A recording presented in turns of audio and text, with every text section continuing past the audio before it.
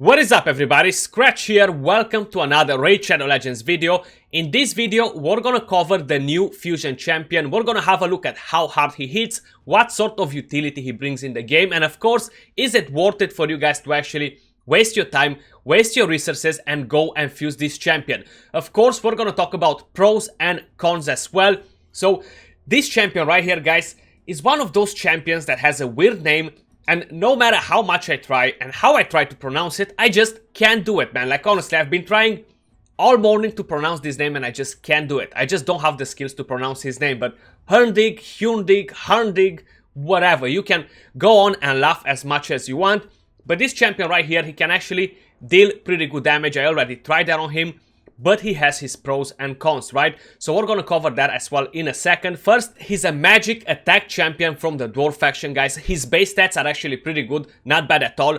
16,000 HP, 1.4k attack, 1.1k defense, 98 speed, 15 crit rate, 63 crit damage, 30 resistance, and 10 accuracy. Now, this champion, he's not designed to be built on a resistance build whatsoever, guys. Either you go pure damage and get him as a damage dealer, either you make a hybrid damage and accuracy, because he does bring some important debuffs to the table for the Doom Tower, for some of the dungeons, and for Arena kind of forget about those debuffs because you need high accuracy in order to land in Arena. So go full damage for Arena if you wanna use him there.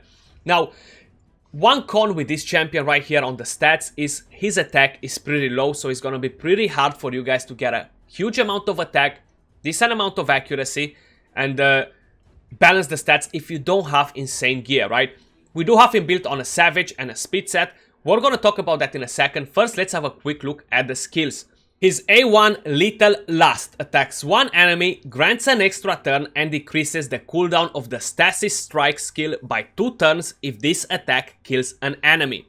Stasis Strike is right here, so this is kind of what makes him a good counter for Warlords, because even if Warlord is gonna increase the cooldown of all our skills, we're gonna be able to kill an enemy with the A1 and then get this skill on cooldown and wipe the rest of the team, more or less, if they're not insanely tanky and we do have defense down. The champion honestly hits pretty hard. I don't have the multipliers just yet because the champion is not in game. The update didn't actually hit the stores, to say like this, but once the update comes in game and we have the champion and we're gonna be able to data mine all this information, I'm gonna put it in the pinned comments down below, guys, so you can see the multipliers of the champion as well. Honestly, he does hit hard. It's not all about the gear, so a smart player who knows to play the game will understand that a champion doesn't deal damage because of the gear only. Multipliers are as equal important as the gear. That being said, moving over to his A2, Arcane Tempest, attacks all enemies, has a 100% chance of placing a defense down and a decreased accuracy debuff for 2 turns. Now that's on a 3-turn cooldown right here. Cons with this champion are books. He requires 15 books in total to be booked, guys, and yes, he does need the books in order to shy. We have 25% extra chance to land the debuffs from books, 10% extra damage from here, 20% damage on the A1, and we have 25% chance to land the debuffs and 20% more damage from the A3. Attacks one enemy, fully depletes the target's turn meter. Will also attack all enemies if the first attack is critical. The AoE attack has a 100% chance to place a weakened debuff and will also place a HP burn debuff for 2 turns after the attack on the enemies whose turn meter are below 30%. So that's the champion right here. We do have the passive as well. Fills this champion's turn meter by 10% every time they are hit, occurs once per hit. Also fills this champion's turn meter by 20% whenever an ally dies. So it's nice to get a bit of extra turn meter from here. His aura increases ally attack in arena battles by 35%. Now, the champion itself is good. Book-wise, it's pretty hard for a lot of you guys to get the amount of books that he requires to make use of the champion. So I perfectly understand if a lot of you guys will say no to this fusion. Let's have a quick look at his total stats and masteries as well. So we have him built on a Savage and a Speed set. This is the weapon right here. We have the helmet, we have the shield, crit damage gauntlets, attack chest piece, speed boots, we have an attack ring, crit damage amulet, and we have an attack banner. Now, pay attention, I have everything glyphed almost with maximum glyphs. That makes a huge difference on your gear as well, guys. Faction Wars, very, very important to get glyphs. Without these glyphs, my gear would not look as yummy as it looks right now. But total stats on the champion, we have 34,000 HP, 5.4k attack, 2.1k defense, 223 speed, full crit rate, 253 crit damage, 161 accuracy. Would I change anything on the build that I have at the moment? Probably I would give him more attack, more crit damage, but we're gonna keep him the way he is right now. Masteries, we have offense and support tree. Now, why did I went with support instead of defense? I just wanna have slightly more accuracy. Make a use of the evil eye. Retribution can be good as well, but for that he needs to be hit in order to counter attack. Now, it's not a bad idea to get deterrence to counter attack when the enemy team lands asleep or anything like that on your team, and like that he might have a chance to actually kill somebody and decrease the cooldown of his A3. But then again, it comes in play a lot of RNG and the fight needs to be longer, so up to you what exactly you want to do, defense and support. But on the offense tree, we went all the way down to Helm Smasher. More damage, we want to see that in action to see what this champion is capable to do when we talk about damage. Then we're gonna try him on accuracy build as well for the Doom Tower, guys, just to have an idea how it works there.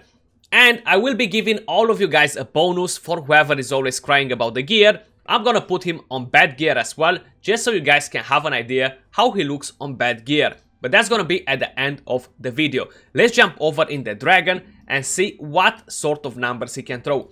We're actually gonna go on stage 20 just because everybody kind of has an idea of what sort of damage the rest of the champions deal on Dragon 20 from previous videos, and overall all of us testing champions here. Now slowly we will have to upgrade from here because it's just normal to do it. So I'm gonna let it go on auto so you guys can see his AI as well. Oh, auto. So the animation is actually pretty cool. It's like charging the cannon and boom, exploding. So he dealt tons and tons of damage on these champions, how you guys can see. If you remember, there are not many champions that can do this. Is Tranda, is Ruel, is Ray with her A2. Pretty much, that's kind of about it when we're talking about champions that deal so much damage on the waves. Like, check this out, right? This champion got resisted. Actually, he didn't have defense down. But let's get that down. And if we go with the A3, yeah, it's cool. So he's prioritizing the A2 just so you guys have an idea, which is not going to be a problem because we can fix that with the patch that drops in today. Let's use the A1. 138k hit, bang, so we got this, and we got an extra turn. We can go with the A1 again. 73k hit without attack up. We can go with the A1 again. Bang that again, and now let's use his A3. So you see, we got so many extra turns, we decrease the cooldown of the A2 as well. Let's go with this. 145k hit, second hit comes in play, 83,000 hit. So the champion hits hard.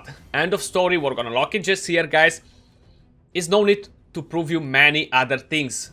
It's not only about the champion's gear. How I said, multipliers is what matters a lot. We're not gonna chill on the dragon right here, even though he does hit pretty hard on the boss as well. We're gonna go again and start this time around with his A3 instead of A2. So we're actually gonna put it on a manual here.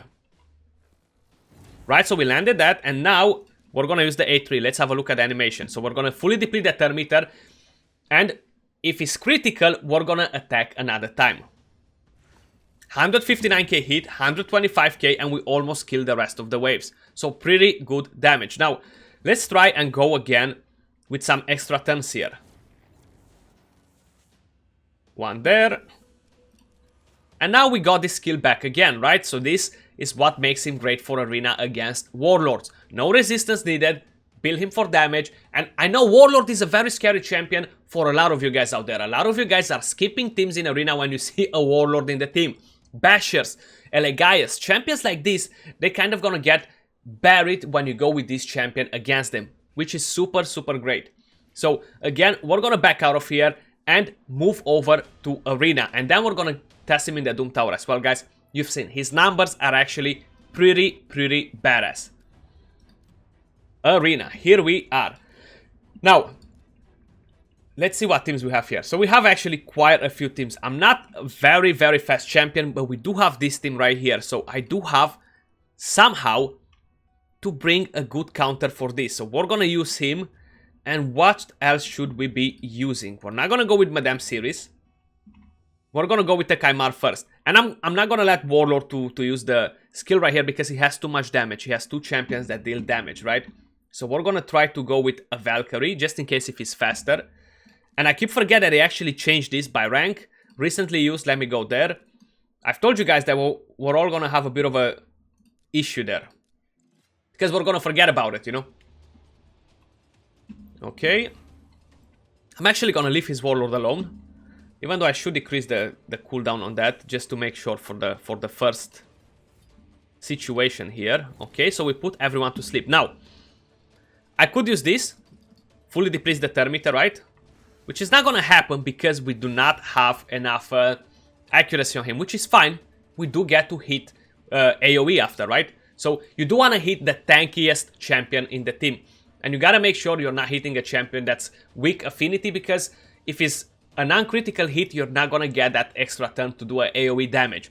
So we kill the rest of the champions. Now we just have Warlord, which actually decreased the cooldown of our skills. But now we can just do this. We kill him, but the idea is if we wouldn't kill him, for example, and the rest of the allies will be alive, we would have the A3 again because we will gain an extra turn and decrease the cooldown of that skill, which is actually insane. I'm gonna try to find a team that, in a way or another, can actually provide us with some sort of a situation like that. It's pretty hard because this Tranda will wreck me, but I might be able to just do one thing. So, for example, let's see if I put a Krisk in here. What's gonna happen in that situation? And maybe give her an attack down. Now, I do need a cleanser in here instead of Kymar.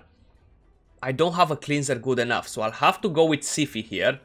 Just because that Tormin is gonna provoke him because he's not in immunity, right? So let's see if we're fast enough. At the limit. So what we're gonna do here. Okay. Okay, so we can actually just kill somebody here, right? I'm actually gonna go with the A1. Try to kill her. 61k, okay. We're keep gonna get extra turns. Okay, let's go on Tormin. And another extra turn. Okay, we're not gonna kill him now, hopefully. Okay, fine. Okay, that's what I wanted. That's what I wanted, okay? We're gonna do that. He's still frozen, but hey, what can we do? Warlord, what are you gonna do? Okay, you use that skill, is fine.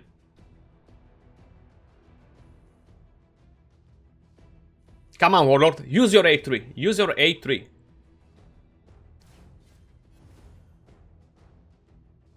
Okay. That doesn't matter, okay. Are you using it? No, don't freeze him. Okay, so we got that. We got that. So we are on increased cooldowns, all of us. Unfortunately, that Tormin kind of screwed my dwarf here. And hopefully, yes, it came in play. Okay, so we are in play with the passive from Siphi. No attack up, everything on cooldown, right? A1, extra turn. A1, we have the A3 now. I don't even need to use the A1, okay? So we use that. Bang, guys. And just like that, we got the comeback on the team and we're getting the fight. We're getting the win, right? Because of that A1. His A1 is actually amazing.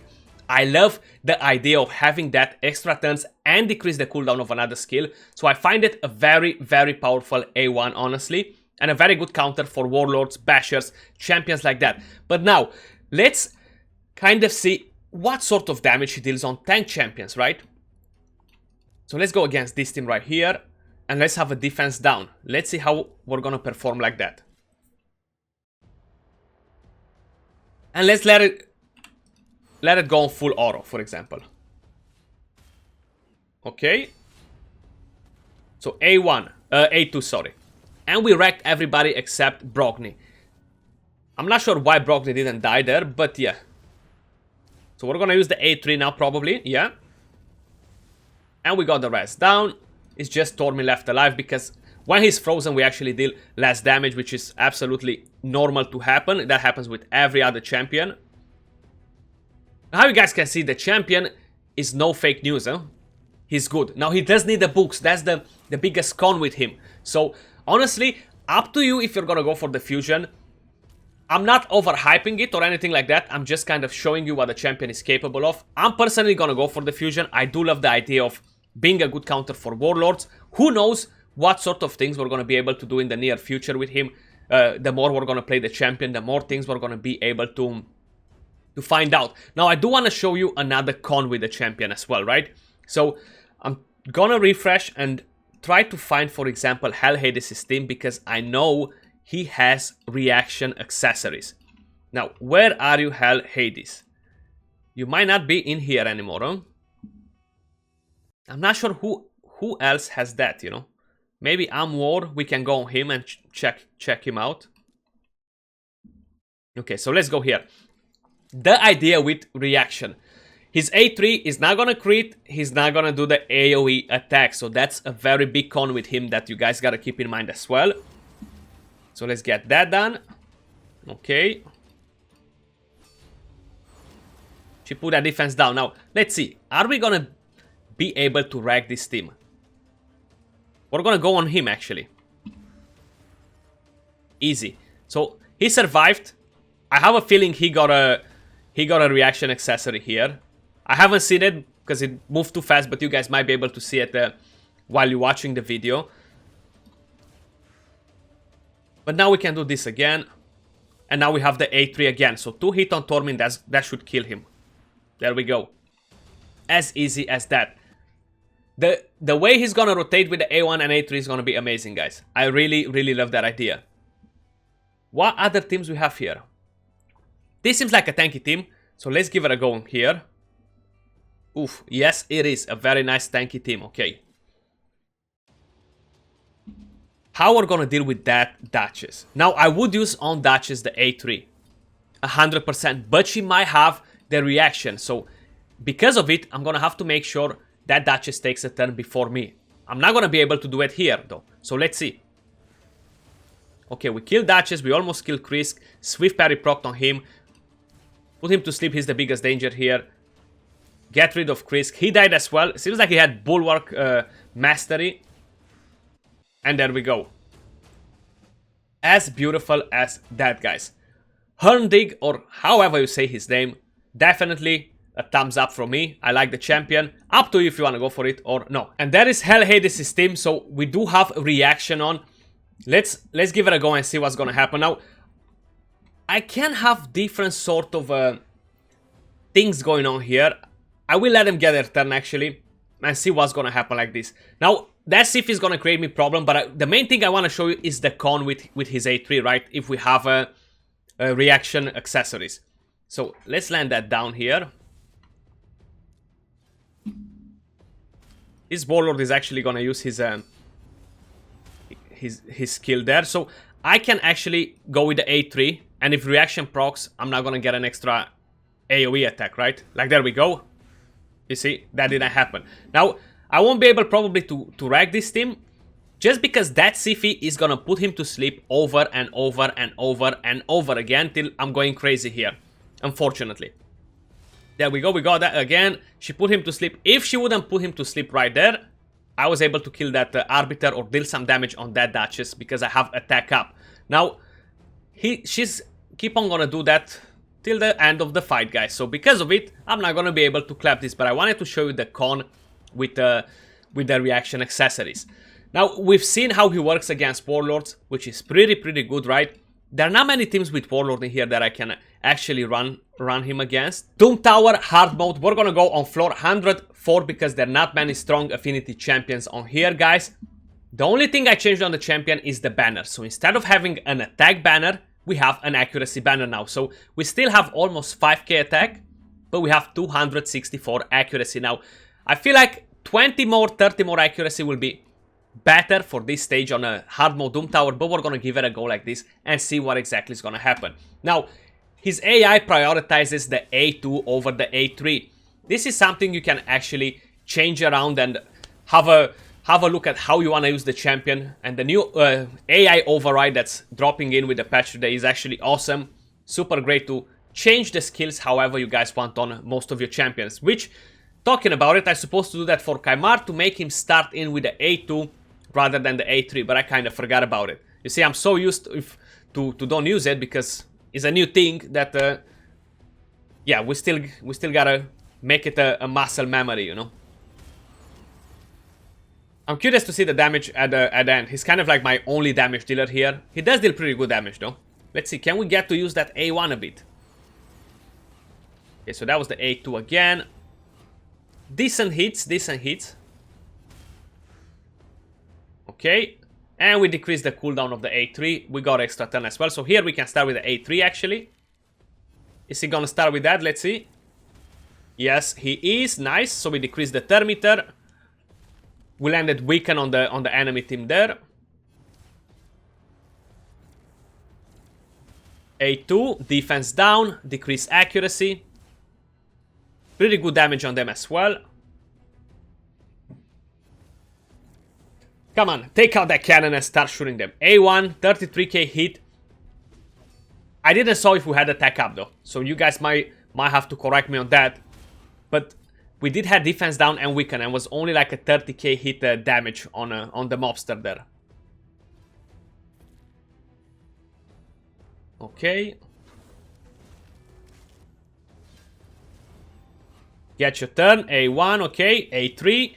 No, we went into the A2 actually. He's always prioritizing the A2 over the A3, so keep that in mind.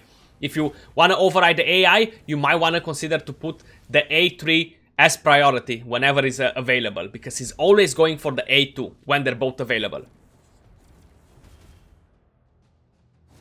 And because one is on a 3-turn cooldown, one is on a 4-turn cooldown, that's kind of gonna go a bit different there. We lost Warlord. I thought I were about to lose him too, but those bombs, they have one more turn here. Okay. We lost Sifi. Oof. If we lose that Duchess, we're gonna lose the fight completely. That can't be right. That cannot happen. That cannot happen. Okay, okay, okay, okay, okay. Come on, Duchess. I believe in you. Of course I believe in her. Duchess is amazing. There we go. We got him back on track, guys. It's not a fast team to farm like this, even though there are a lot of crazy legendaries in here, right? But we want to see what kind of damage he deals overall. And he's the only damage dealer. We do have a lot of CC, Kaimar, Warlord, 2 revivers, lots of heals as well, a lot of heals as well, so we should be good. Okay, A3, 105k hit there. Wrecked him down. Come on, 3 minutes on this run. Make it go. Okay, defense down as well. Decrease accuracy, weaken. So he's bringing all the debuffs that we kind of need, right? And we almost wrecked them as well there. They are very, very tanky, these champions, guys. I don't need to tell you that. All of you know already. 84k hit with the A1, and that was with attack up, defense down, and weaken. So he deals pretty good damage. 1.6 million damage to be more specific. Pretty good. Now, let me show you another thing. I haven't really got it to work just yet. I haven't tried it too many times, but this is a team setup right here. So we can use this to land HP burn. The only way to make him land that HP burn is by having somebody fully decreasing the turn meter on the enemy team right before he gets his turn. Now, the only problem is Rezin's skill is on a 5-turn cooldown, his skill is on a 4-turn cooldown, so they're just not gonna synergize, okay? So it works the first time, but it's not working the second time. That's kind of like the problem. So I haven't got it to work from here on, but maybe some of you guys might be thinking of a different champion instead of Rezin. Shadowbones might be a good example as well. I can't remember the cooldown of his skills. I literally just blinked and got Shatterbones in my mind, but we should be able to make him viable here as a HP burn champion. Of course, you want to drop the damage and the rest of the things. I kind of just wanted to show you as an idea how you could use him as a HP burn champion in here. So I'm actually going to back out of the fight and I'm going to change the build on him because I don't want to keep the video way too long and just see what damage he's going to deal with more average gear. But there we are. We changed the stats on him. So he's still on Savage because that's what you need for a damage dealer. So if you don't have Savage, head over to Fire Knight, start farming some Savage gear because that's the #1 set for damage dealers, guys. But total stats, 4.3k attack, 240 crit damage. We lowered the attack, we lowered the crit damage. So we dropped over 1000 attack on the champion. Let's head over to the dragon again, and just to be able to compare it, see how he's gonna hit this time around. Okay, do your things and let it go. Let's see.